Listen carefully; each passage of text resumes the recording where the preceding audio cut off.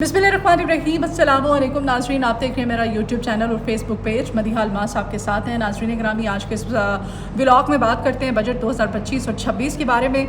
इस बजट जो कि IMF का मशरूत बजट जो कि आवाम पर मुसल्लत किया गया है, इस बजट में आवाम को क्या रिलीफ दिया गया है, किस किस सेक्टर में, किस किस मद में आवाम पर टैक्सेस लगाए गए हैं, आवाम को जो टीके लगाए जा रहे हैं टैक्सेस के नाम पर, आवाम का मज़ीद भुरकस निकलने जा रहा है। और हुकूमत की जानिब से अभी भी ये दावे किए जा रहे हैं, कहा जा रहा है कि महंगाई कम होगी। महंगाई किस तरह से कम होगी, माहिरीन मुआशियात क्या कहते हैं, आज के इस व्लॉग में इस पर अपना एनालिसिस मैं दूंगी। और आवाम का रद्द-ए-अमल इस बजट को लेकर के क्या है, जो हमारी बेसिक नीड्स हैं, सेहत है, तालीम है, हमारा एग्रीकल्चर है। किसान झोलियाँ उठा उठा के बददुआएं दे रहे हैं। भिंडी 1 रुपये किलो मिल रही है इस वक्त पंजाब के मुख्तलिफ इलाकों में। किसानों के साथ क्या किया जा रहा है, किसान परेशान हैं। आवाम पर किस तरह से मज़ीद महंगाई का बम फोड़ा जाएगा। इस हुकूमत ने, नालायकों के टोले ने आवाम को क्या वाकई रिलीफ दिया है। और ये जो कहते हैं ना कि महंगाई कम होगी या महंगाई कम की है हमने, तो ग्रोथ रेट अगर बढ़ेगा नहीं, अगर तो आपके पास पैसा नहीं आएगा, आवाम के पास आपकी क़ुव्वत ख़रीद नहीं आपके पास होगी, तो महंगाई किस तरह से कम होगी। और क्या अनएम्प्लॉयमेंट मज़ीद बढ़ने जा रही है, क्या हो रहा है, किस किस मद में कितना कितना टैक्स लगाया गया है, टैक्सों की मद में कहाँ कहाँ आवाम का भुरकस निकाला जाएगा। आज के इस व्लॉग में ओवरऑल सूरत हाल पर आज का एनालिसिस दूंगी। साथ ही साथ नाज़रीन ग्रामी, बजट तो पेश कर दिया गया है। इमरान खान की इंस्ट्रक्शंस हैं, उन्होंने अपनी लीडरशिप से कहा है कि खैबर पख्तूनख्वा का बजट जो है किसी भी सूरत मंजूर ना होने दिया जाए। हमारी हुकूमत चली जाती है तो जाने दें, लेकिन बजट पास ना होने दें, क्योंकि इमरान खान ने कहा है कि वो IMF की शराइत को नहीं मानते हैं। आज के इस बजट के बारे में तमाम तर सूरत हाल आपके साथ शेयर करूँगी, तमाम तर पॉइंट्स बजट के, तो आप मेरे साथ ही रहिएगा। नाज़रीन, जो हुकूमत की जानिब से बजट 2025-26 जो है पेश कर दिया गया है, और ये जो बजट है इसमें 6,500 अरब रुपए खसारे का 17,573 अरब रुपए का ये बाकी बजट बेसिकली हुकूमत की जानिब से ये जो बजट आवाम के ऊपर मुसल्लत किया गया है। आज के इस व्लॉग में मैं आपको बताऊंगी कि कहाँ कहाँ आवाम को रिलीफ दिया गया है, रिलीफ का बल्कि लॉलीपॉप दिया गया है, और आवाम का कहाँ कहाँ भुरकस निकाला जाएगा। और ख़ास तौर पे मेन स्ट्रीम मीडिया पर बड़ा हाईलाइट करके हर खबर में, हर हेडलाइन में जो बताया जा रहा है कि तनख्वाहदार तबके को छूट दी गई है, तो टैक्स में, तो तनख्वाहदार तबका जो है उसको टैक्स में क्या वाकई छूट दी गई है, कितनी छूट दी गई है। जबकि पिछले जो 11 महीने की रिपोर्ट है, जो सर्वे है, वो क्या कहता है तनख्वाहदार तबके के बारे में, ताजिर तबके के बारे में क्या कहता है। और अगर हम माहिर मैशत जो हैं, मुआशियात जो हैं, उनका हम तजिया, उनके एनालिसिस के अकॉर्डिंग आज के इस व्लॉग में मैं आपको समझाने की कोशिश करूं, बताने की कोशिश करूं, तो ओवरऑल ये है जी, लुब्बे लुबाब इस 2025-26 का जो बजट है उसका ये है कि आपका ग्रोथ रेट 0 होगा, आपकी 0 होगी ग्रोथ रेट आपका, सिवाय पॉपुलेशन के। पॉपुलेशन तो ज़ाहिर है हमारी हर रोज़ बढ़ रही है पाकिस्तान की, और इसमें महंगाई जी उसमें कहीं कुछ हद तक कमी देखने में आई है। और वो महंगाई में कमी जो है वो किस किस के लिए इफ़ेक्टिव है। अगर आपका ग्रोथ रेट 0 है, अगर आपके पास रोज़गार के मौक़े नहीं है, आपके पास एम्प्लॉयमेंट नहीं है, आपके पास पैसे नहीं है, आपके पास क़ुव्वत ख़रीद नहीं है, तो फिर ये महंगाई की रेशो किस तरह से कम हुई है, क्या कहता है सर्वे। और ये बजट जो है ये आइंदा आने वाले दिनों में किस तरह से महंगाई बढ़ेगी, किस किस सेक्टर में बढ़ेगी, किस किस मद में।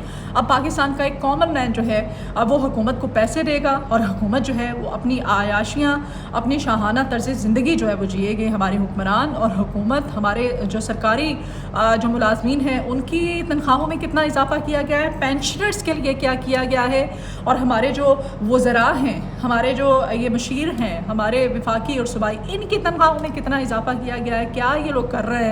और ख़ास तौर पे जो तालीम है, जो सेहत है, और एग्रीकल्चर जो कि हमारे मुल्क की, पाकिस्तान की रीढ़ की हड्डी है, उसके लिए क्या किया गया है।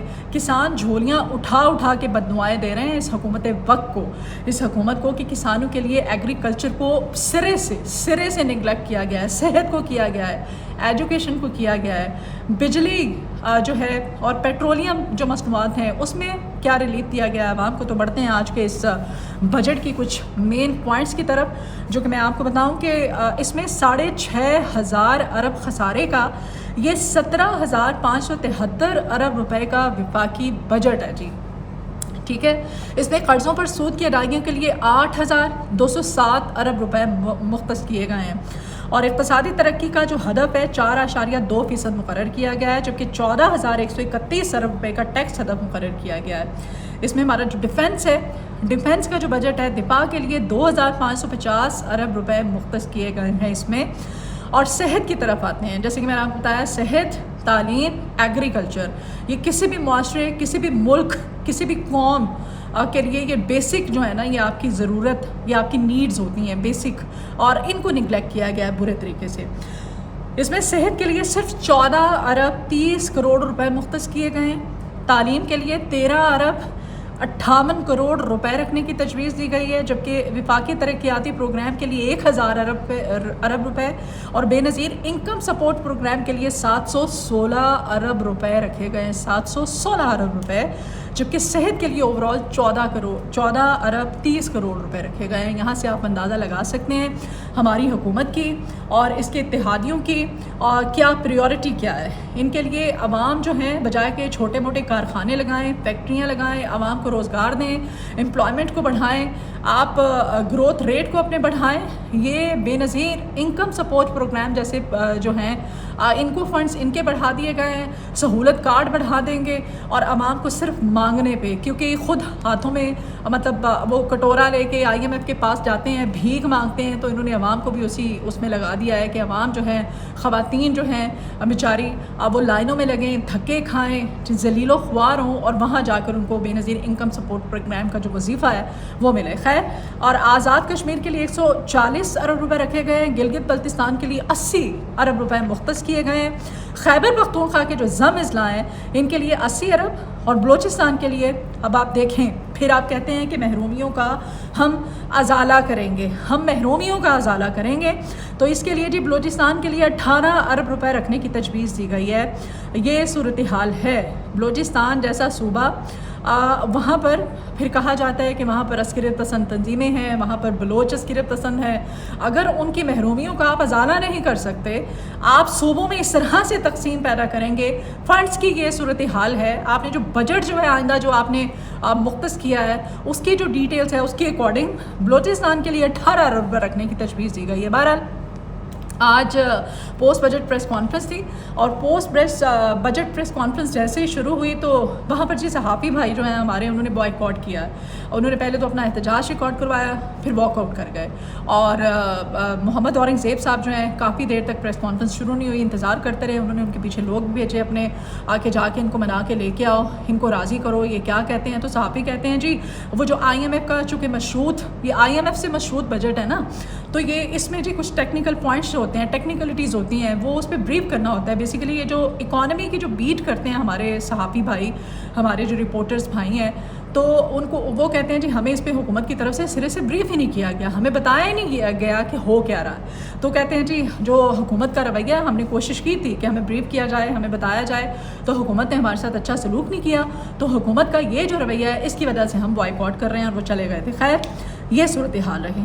ناظرین گرامی، اب یہ جو بجٹ ہے اس کو عوام کی طرف سے ظلم قرار دیا جا رہا ہے، اس کو ناجائز قرار دیا جا رہا ہے، اس کو سزائے موت قرار دی جا رہی ہے یہ جو بجٹ ہے. اور واقعی یہ سزائے موت ہے. اس میں کیا کیا جا رہا ہے؟ اس میں آپ کو بتاتی ہوں کہ اس میں وزیروں اور مشیروں اور معاونین خصوصی پر نوازشات کی گئی ہیں. جی ان کو بہت زیادہ ضرورت ہے ان کی تنخواہیں بڑھانے کی. وفاقی کابینہ کے اخراجات میں 2 گنا اضافہ کیا گیا ہے. وفاقی وزراء اور وزرائے مملکت کی تنخواہوں اور مرات میں اضافے کے لیے بجٹ 27 کروڑ سے بڑھا کر 50 کروڑ روپے کر دیا گیا ہے. اچھا، پھر مشیروں کی تنخواہوں اور مرات میں اضافے کے لیے بھی بجٹ 3 کروڑ 70 لاکھ سے بڑھا کر 6 کروڑ 31 لاکھ روپے کرنے کی تجویز دی گئی ہے. معاونین خصوصی جو ہے ان کا بجٹ بھی 4.25 کروڑ روپے سے بڑھا کر 11 کروڑ روپے کرنے کی تجویز دی گئی ہے. قومی اور صوبائی اسمبلی اور سینٹ کے بجٹ میں بھی ریکارڈ اضافہ ہوا ہے. قومی اسمبلی کے بجٹ میں 28%، جبکہ سینٹ کا سالانہ بجٹ جو ہے اس میں 25%، اور وفاقی ملازمین کی تنخواہوں میں 10% اضافہ اور پینشن میں 7% اضافے کا اعلان کیا گیا ہے. ٹھیک ہے جی، آپ سرکاری ملازمین جو ہے ان کی تو پھر ہر سال جو ہے کسی نہ کسی مد میں کسی نہ کسی طرح سے تنخواہیں بڑھ ہی جاتی ہیں، چاہے کم ہی صحیح. لیکن ہم جو پرائیویٹ سیکٹر کے امپلائیز ہیں ہمارا تو اللہ ہی حافظ ہے. اور میں اس وجہ سے کہہ رہی ہوں کہ جو ہم سیلری بیس طبقہ ہے ہمیشہ وہی پاکستان میں پستا ہے. ہماری جو تنخواہیں ہمارے اکاؤنٹس میں آتی ہیں وہ ڈیڈکشن ہوتی ہے, کٹ کے آتی ہیں, ٹیکس اس پہ کٹتا ہے. اور ابھی یہ جو آپ کو بتاؤں کچھ ڈیٹیلز ہیں میرے پاس ایف پی آر کی. پچھلے 11 مہینوں میں جو ایف پی آر کی جانب سے جو رویہ ہے اب وہ تنخواہ دار طبقے کے لیے وہ یہ رہا ہے کہ تنخواہ دار طبقے کے سے 600 ارب روپے صرف پچھلے 11 مہینوں میں ایف پی آر نے وصول کیے ہیں. اور جو بزنس مین کمیونٹی ہے ہماری پاکستان کی جو کہ ابھی بھی رونا رو رہے ہیں ان سے صرف 65 ارب روپے ٹیکس جو ہے وصول کیا گیا ہے. 600 ارب اور 65 ارب ریشو آپ دیکھ لیں. کیونکہ بزنس مین تو یہ کہتے ہیں نا کہ بھائی ہماری وہ جتنا شو کریں گے اپنی انکم کو اتنا ان کا ٹیکس کٹے گا. وہ کہتے ہیں کہ جی ہماری تو انڈسٹری چلی نہیں ہے, ہماری تو انکم جو ہے گروتھ جو ہے وہ زیرو رہی ہے, تو پھر ٹیکس بھی ہم زیرو ہی دیں گے. اب ہم جو تنخواہ دار طبقہ ہے ہماری تنخواہ جو ہے وہ تو پتہ ہی ہے ہمارے اکاؤنٹ میں آنی ہے, تو جب آئے گی تو وہ آٹومیٹکلی ہمارا ٹیکس جو ہے وہ کٹ کر کے آئے گا.